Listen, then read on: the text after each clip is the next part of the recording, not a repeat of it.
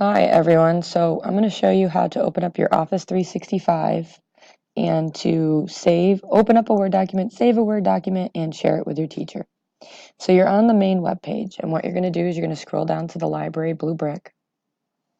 You're going to go to Clever, and you're going to log in.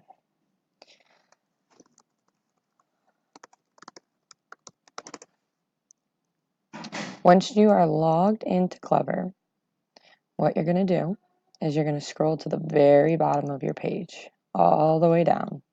And you'll see Office 365 down there. You won't see all these other things that I have. You'll just see Office 365. This will take you to another page. If you do not go right to here, you'll simply enter your username like this. I'll show you. So your username at scsd.us and click enter, and then it'll bring you to this page. But you should come right to this page. You'll click on Word to open up a new Word document. You'll click on blank document and wait. Once you've done that, you can type whatever you need to type. So test 1, 2, test.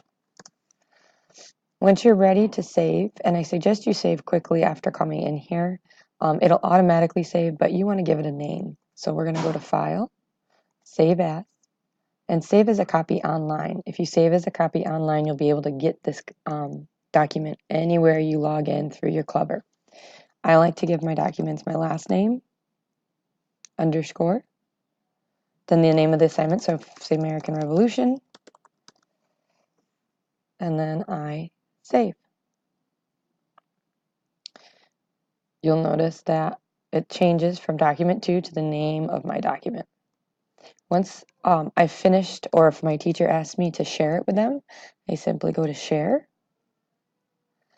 and then I'm going to send them a link. So I'm going to enter their name. So if I have Miss Seymour for a teacher, Miss Seymour actually has a different last name.